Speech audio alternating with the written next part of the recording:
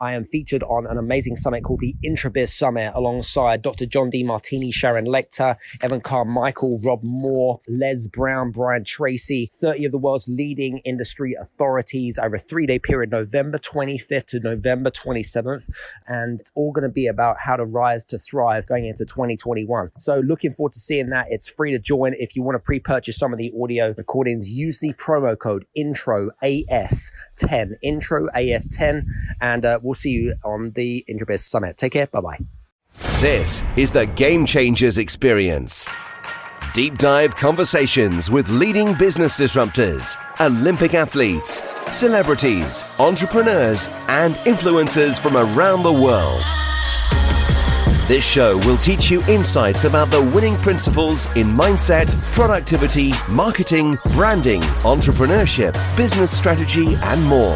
Hosted by Productivity Authority, business strategist, former elite athlete, author, and public speaker, Adam Strong. Hello, everybody, and welcome to the Game Changers Experience Power Up Thursdays episode. I am super pumped and excited, as I always am.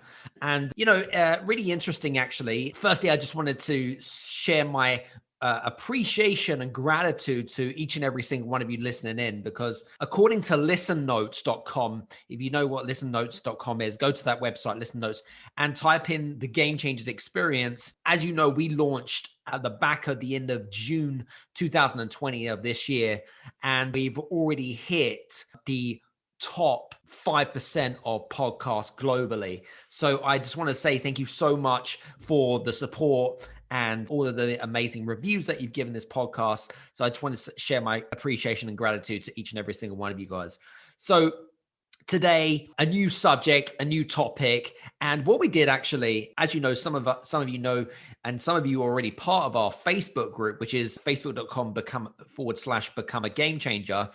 One of the questions is some of the topics, or what are some of the problems and challenges that you're facing right now that you would love some help on? So I really kind of want to dedicate this particular episode to a lady who is in our Game Changers Next Level Club. But more importantly, what you're going to get from this particular session, like most sessions, is huge amounts of value and content, but they're going to be practical tips about how you can implement them into your business immediately. So if you have your pens and paper handy, which you should already do so, if you haven't, please do pause and then play after you've got your pen and paper, because what I'm going to actually share with you guys today is all about how to get to know your ideal clients, right? How to find them, how to source them, and how to talk to them in a language that they understand, all right? So one of the things that I found particularly interesting, especially from an observation perspective, as most of us are kind of forced into the digital space, is being able to connect the dots and being able to talk to our key clients or key customers, whichever it may be, depending on what you offer. It's going to depend on how you're essentially saying your message or reaching your message out to those particular people so that they understand what you're talking about. So today I want to talk about defining your message, how to get to know your clients, and more importantly, what can you do in order to reach out to those particular people? So first things first, as I say to each and every single one of you guys, everyone is on a different journey. Everyone's on different journeys. Everyone's at different places in their business. Everyone that's listening in may not even have a business. You may be in the start phase. You may be an experienced business owner. So I want you to kind of bear this in mind.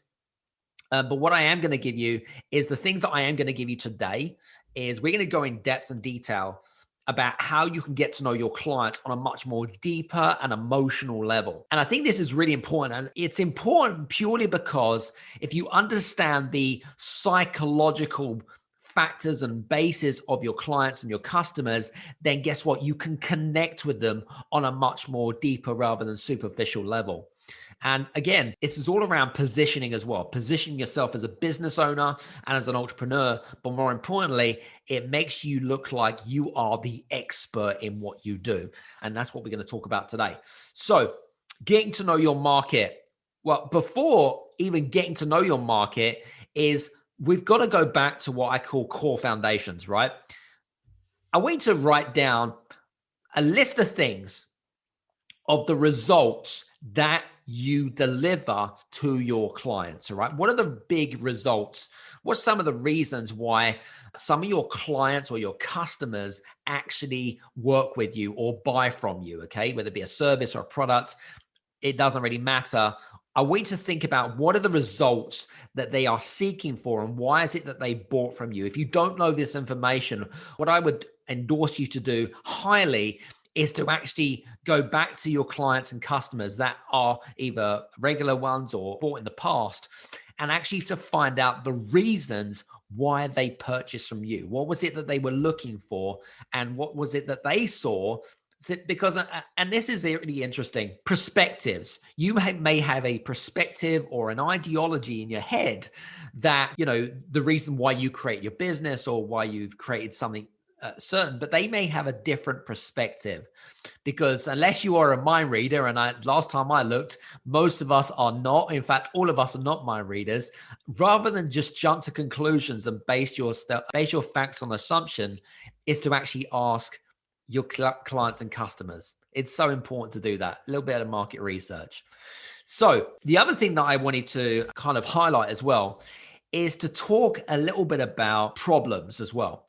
So the reasons why people buy people is purely because number one is they have a problem, or they have a challenge, or they have a pain point within themselves that they're looking for in terms of solutions. So are they in physical pain? Are they in emotional pain?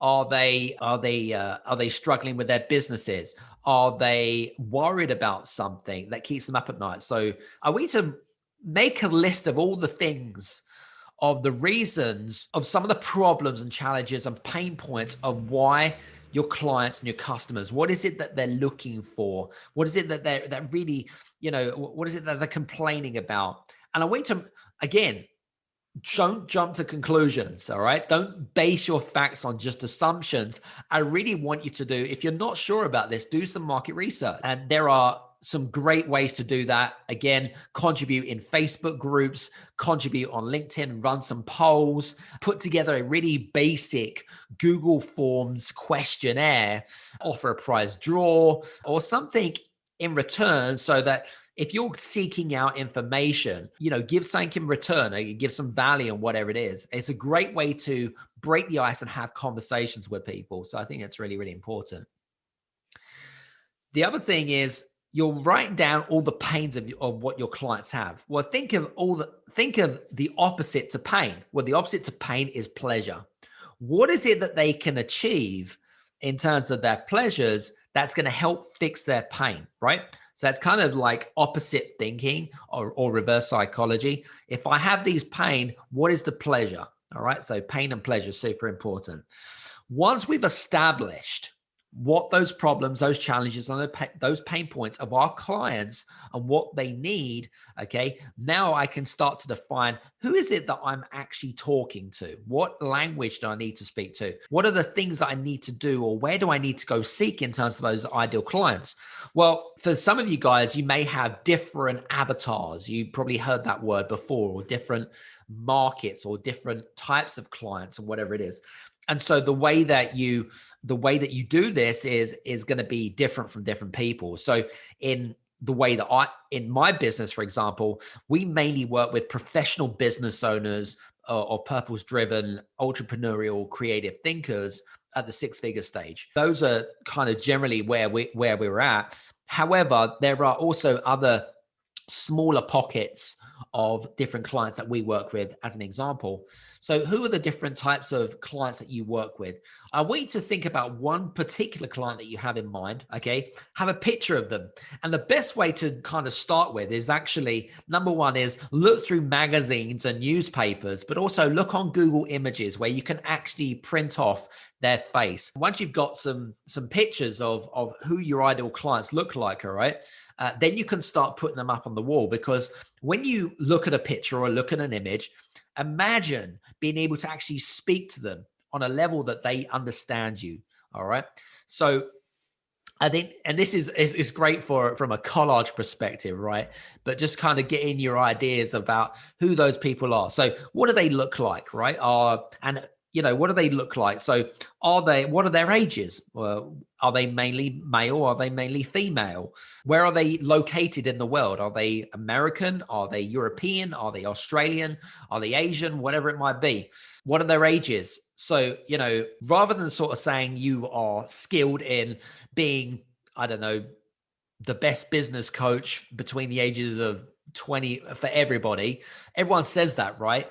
So the big problem is that everyone is trying to be a specialist in and trying to have what I call the whole pie, right? So imagine having your favorite pie. My favorite pie is apple pie. Imagine trying to eat that whole apple pie, and everyone wants the whole apple pie.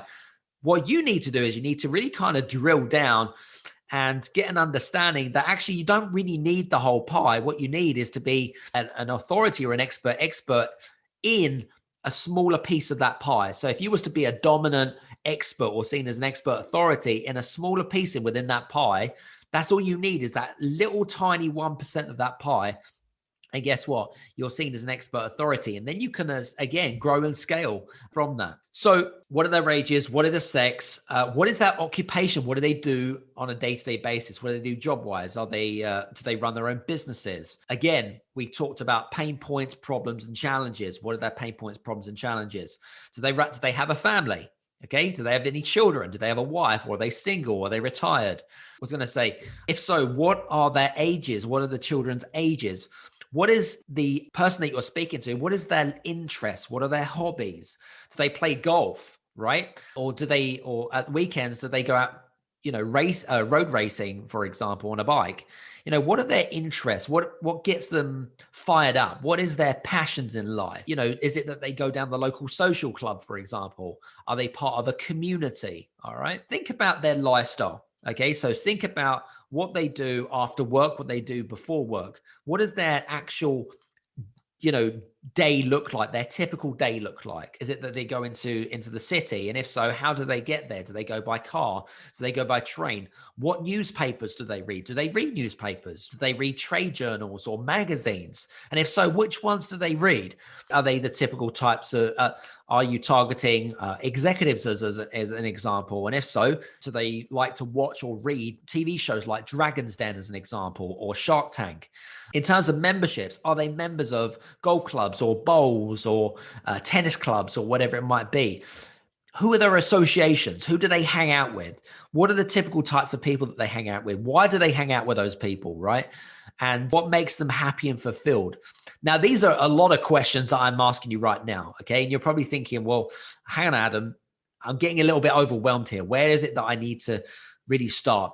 Think of this as, now, most of us have what I call a best friend, okay? Most of us they have a good friend in the world. Someone that you can have a conversation with, someone that you can go to in terms of for emotional support or whatever it might be, or just for some advice or whatever it might be. But most of us have a friend in. But what's the reasons why that they're your friend? Is it because your values matches their values? It's because you have similar interests. I want you to think of your ideal client or customer as your best friend or your friend, okay? And what are their attributes? What are their habits? What makes them so attractive for them to be your best friend or your friend in general, okay? And, the more that you get to know people, the more that you can psychologically understand what their habits are, what their routines are, what do they eat, what do they like, what's important to them, and is it that charity is important to them? Is it that, the environment and saving the planet is important to them? So we just think about how is it that you can find out what's important to those people, and how is it that you can contribute towards their life? What is it that you can do for them? Because this is, and a lot of people are quite selfish. A lot of entrepreneurs and business owners can be quite selfish, which is fine to be kind of selfish. But when you're trying to build a relationship, when you're trying to build trust and credibility, it is all about WITFTH, which is what's in it for them, right? People don't really care about you. They care about what's in it for them. What's the benefits? And I think this is really important to kind of get a really good picture about who your clients are. And so if you have a business where you may have different clients, may have, for example, you may run a practice or a consultancy or whatever it is, but you have different avatars, then guess what? Write out what those different avatars are, because they're going to, the way that you talk to those people, the way that you communicate, the way that you get your message across to those people, the way that you develop content and create content is going to be different for different avatars, for different markets, because again, it's like learning a language of alien. Okay, now if you don't know how to speak their language, then guess what? They're not going to say anything. They're going to ignore you. They're not going to see it, and it's not going to resonate with them more than anything else. So I think what's really important, guys, is to get a really clear picture. This is the beginning stages of not understanding who your clients are and trying to be the jack of all trades, as I like to call it. Okay, it's just to have one person in mind and really focus and really go in deep about who that person is and what they look like and what they do and things like that. So I hope that you found this task or this Power Up Thursdays episodes fascinating. And again, like I said, each and every single one of you guys are on different businesses, you're on different journeys. And I want you to bear that in mind. I really want you to take that into consideration. And, doing this task, doing this exercise is going to help. I don't care wherever you are in the business cycle. If you understand who your clients are, your customers are, then guess what? You can develop tools and you can communicate in a way that they really understand you as a person, and again, getting an understanding of what makes them tick, what gets them fired up, what's their passions in life. Because again, it's about adding value to people, like I'm adding value to you guys. So listen, I hope that you've enjoyed today's Power Up Thursdays episode. We're going to be doing some more of these regular Thursdays, of course. Do me a favor, if you haven't already done so, or you're not already a member, do me a favor, go to www.facebook.com/become a game changer and be one of our members. It's free to join, of course, but there's some great conversations in there. And, you're going to miss out on things like questions like that, for example. This is an opportunity. If you're struggling or if you're thriving or if you can contribute or vice versa, then this is a great way to be part of a community where you can lean in and ask for advice, or lean in and, and contribute, or, if there's something that you need. Okay, this is just a great way, a great community to lean into and stuff like that. And we all need to work together. It can be quite lonely, running a business, especially if you're working from home a lot and things like that. So listen, guys, do me a favor, go straight to the Facebook group, become a member. If you want to also put in the feed what you'd like to hear more about, some of the things that we're doing on the Power Up Thursdays episodes and some things that you'd like to listen to, then please do so in the Facebook group. Anyway, have a great Thursday, or whenever you're listening to this. We'll see you soon. Take care. Have a good one. Bye-bye. Hey, you guys, I just want to say thank you so much for listening in to this episode of the Game Changers Experience. I hope that you got some amazing value, some great insights, and golden nuggets that you can implement into your business straight away. I would really, really appreciate it if you could leave a 5-star review on the button below. Have a fantastic day, and we'll see you on the next episode. Take care.